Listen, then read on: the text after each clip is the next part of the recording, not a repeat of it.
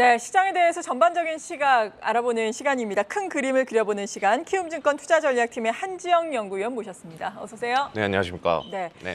일단은 시장의 방향성을 우리가 얘기하기가 참 어려운 그렇죠. 국면인 것 같아요. 영국발 리스크가 일단 해소가 됐다고는 하지만 이제는 또 아시아 금융시장, 또 외환시장 리스크 이런 얘기 나오고 있고 네. 코스피 같은 경우에는 기준을 삼아서 어느 정도 밴드로 예상을 하고 계세요? 뭐 그 기간은 어디에 두냐에 따라 조금 다르겠지만 네. 저는 지금은 거의 저희가 9월 초에 말에 기록했던 2,100 초반선 그때가 이제 저는 바닥권에 있다라고 전망을 하고 있고요. 네. 지금 구간에서는 변동성 자체는 크겠지만 저는 그 주가가 지금 바닥을 다지고 저점을 다지고 있다. 이 관점을 가지고 있습니다. 네. 따라서 아마도 지금 요즘에 많은 분들이 지금 반등 나올 때마다 팔아서 현금 마련하거나 아니면은 그냥 빠질 때 같이 따라 팔아가지고 현금 마련해야 되거나 이러한 좀 고민들을 많이 하고 계시는데 그렇죠.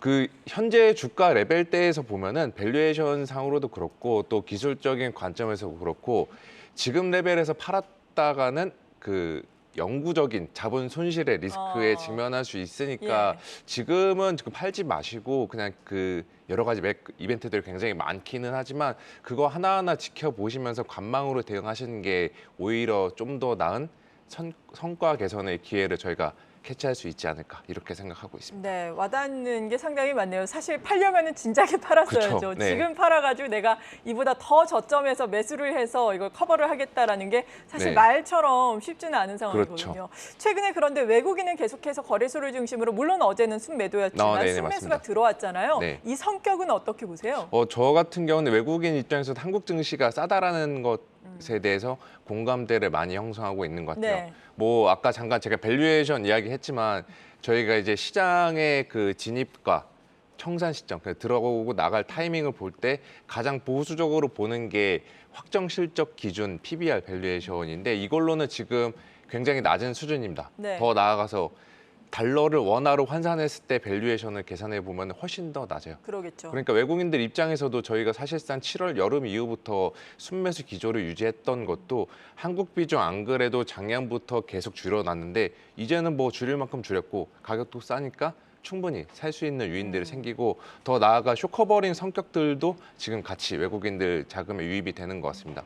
그래서 저는 이러한 기조가 그 훼손이 되지 않을 거다. 이렇게 보고 있고 어떻게 보면은 지금 수급상의 주포는 그동안의 개인 투자자 분들이었는데 이제는 외국인들로 그 균형이 옮겨갔다. 그리고 이러한 외국인 수급이 전반적으로 저희가 혼란하고 좀 다사다난한 이 장세에서도 어느 정도 수급상 바닥을 지켜주는 역할을 하지 않을까 이렇게 생각하고 있습니다. 네. 그리고 앞서서 저희가 타이틀로 잡은 것이 아시아 환율 약세였는데 말씀드린 것이 엔화 가치가 지금 뭐 그쵸. 30여 년 만에 최저치를 기록하고 있고 위안화도 마찬가지잖아요. 네네. 위안화도 지금 한 달러 위안이 7.2 정도까지 가지 않았습니까? 그렇죠.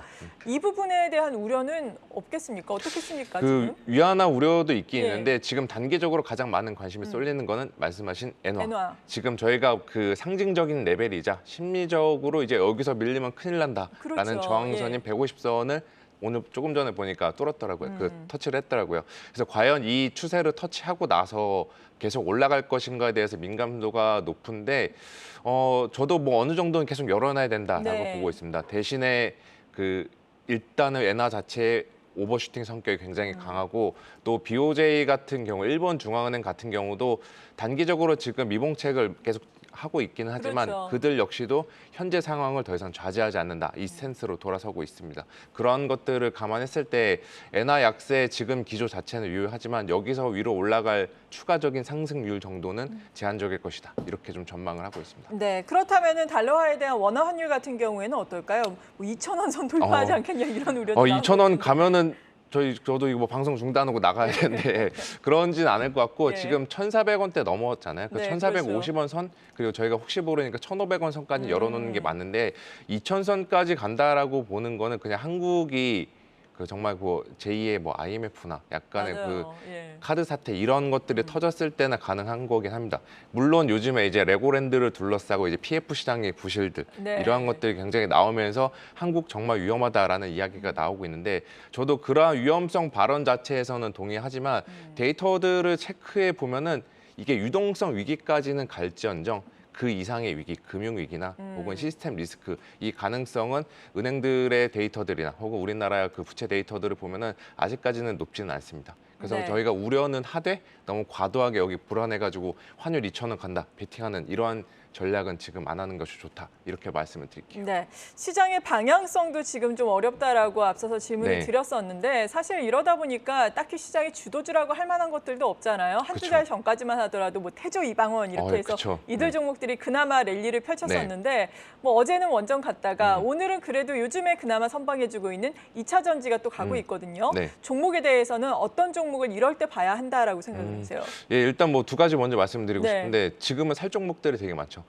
예. 저평가 예, 국면에서. 그렇죠. 대한민국 지금 주식 시장에서 안 싼 주식은 저는 없다라고 생각을 맞아요. 하고 있고 또 하나 약간은 다행인 거는 태조 이방원이라는 테마 자체가 네. 사그라들었다라는 거. 아, 왜 항상 주식 시장에서는 예. 특정 테마가 불면은 장기적으로 주가가 좋긴 한데 그 끝은 저희가 다 알고 있잖아요. 맞아요. 예, 그렇게 좋지 않았는데 지금은 태조 이방원의 테마 자체가 열기가 좀 식었다. 그 가운데 말씀하신 대로 2차 전지나 저는 개인적으로 방산 쪽들 여기는 실적들이 계속 올라가고 그렇죠. 또 실적 피크아웃 이슈도 없는 업종들이기 때문에 저는 뭐 이번에 3분기 실적 시즌 자체에 대해서 다들 기대감도 낮고 뭐 실적 더 이상 좋아질 게 뭐 있어 이러한 좀 회의감과 불안감들이 많은데 그러한 상황 속에서 꾸준한 실적 성장을 낼 수 있는 뭐 2차 전지, 방산 이러한 업종들은 전반적으로 매크로상으로 불안한 환경 속에서도 투자자들한테 하나의 좀 피난처가 되지 않을까 이렇게 생각하고 있습니다. 네, 오히려 저평가된 우량주를 살펴보자 이런 네, 의견이신 거죠. 맞습니다. 그리고 앞서서 위안화보다는 우리가 더 걱정해야 할 것이 엔화다라고 네. 말씀은 해주셨지만 그래도 중국도 지금 당대회 계속해서 이어가고 있고 네. 일요일에 또 시진핑 국가주석의 3년임 결정이 되는 것 그렇죠. 같은데 지금 이 당대회가 이어지다 보니까 경제 지표 발표도 밀어놓은 상황이에요. 예, 그런데 맞습니다. 경제 지표가 사실 좀 안 좋게 발표될 거다라는 우려의 시각이 상당히 많잖아요. 네, 뭐 그 정황상으로 예. 보면은 좋게 나오면 바로 공개할 텐데 그렇죠. 예, 안 좋게 나오니까 맞아요. 당내 진행 중에 약간 그 모양 빠지니까 네. 그 선택을 한 것 같거든요. 예. 그래서 저 같은 경우도 이제 아마 다음 주 되면은 지표들이 뭐 일일이 발표될 것 같아요. 네. 그래서 저는 중요하다는 게 국내 증시 전반적으로 지금 중국 증시에 대한 민감도는 그렇게 높진 그건 않아가지고 그렇죠. 코스피 자체에 미치는 영향은 제한적이겠지만 저희가 지난달부터 조금씩 기대했던 중국 리오프닝 관련주들, 중국 소비 관련주들에 대한 기대감들은 다음 주까지도 계속 낮춰놓고 가시는 것이 좋지 않나 이렇게 좀 말씀을 드리겠습니다. 네, 그렇군요. 중국발 악재의 뭐 확산 가능성 같은 경우에는 크게 우려하지 않아도 된다라는 말씀인가요? 예, 맞죠. 어느 정도 이거는 저희가 10월 당대 전부터 가격에 좀 반영이 되어 있다라고 말씀을 드리고 싶고요. 다시 한번 강조드리지만 네. 그 대신에 중국에 대한 익스포저가 높은 업종들은 조금은 이제 보수적으로 바라볼 필요가 있다. 이 말씀을 드릴게요. 네. 그리고 3분기 실적 시즌이 시작되다 보니까 네. 오늘 또 튀는 종목들을 보더라도 3분기 실적이 잘 나올 것으로 예상되는 종목들이거든요. 그쵸, 네. 전반적으로는 지금 하지만 전망이 좋지는 않은 상황이잖아요. 네, 맞습니다. 3분기 실적 시즌과 관련해서는 어떤 말씀 주시겠어요? 예, 저도 이번에 그 어떻게 보면 약간의 성과를 좀 더 회복할 수 있는 게 3분기 실적 시즌을 생각하고 네. 있거든요. 왜냐하면은 매크로 단에서 내년도에도 미국 침체 자유로울 수 없다라는 전망들이 나오고 있는 만큼 그 한국 기업들 실적도 4분기나 내년도 1분기 실적 전망 그렇게 신뢰도가 높진 않다라고 생각하고 있습니다. 그러니까 지금 다가오는 3분기만이라도 높은 실적을 지켜줄 수 있는 업종들에 주목을 해보실 필요가 있다라고 보고 있고요. 네.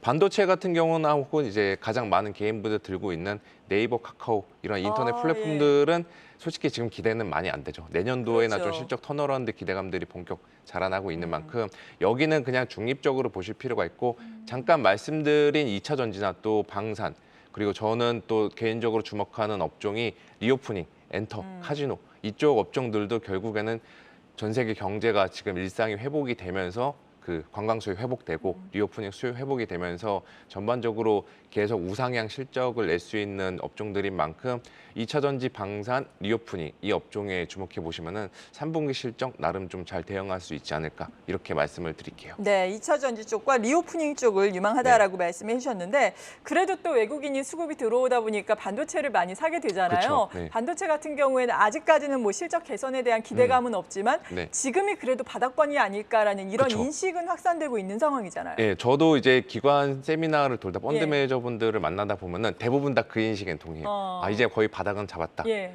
근데 위로 상승에 대해서는 다들 약간의 지금 아. 퀘스천 마크를 갖고 있어요. 네. 그래서 이 방송 보시는 분들에게도 좀 판단에 도움이 될 만한 이야기를 해드리면은 고생을 많이 시켰던 만큼 네. 정말 지금이라도 팔고 싶지만 반도체 그냥 들고 가시고 좀 내년도 이후에나 정리하시는 게 차라리 낫지 않을까 이렇게 생각하고 있습니다. 네. 그렇다면 반도체 요즘에 좀 삼성전자, SK 네. 하이닉스 올라서 나 물타기 할래 이런 의견에는 반대신 거예요? 어떤 거예요? 물타기에서 평단가 낮추는 전략 예. 저는 괜찮다라고 생각하고 있어요. 그렇군요. 그렇다면 반도체 소부장 같은 경우에도 요즘에 좀 유망하다라고 말씀을 해주시는데 네네. 신규로 투자 접근하실 분들 같은 경우에는 좀 접근 시기를 밀어볼까요?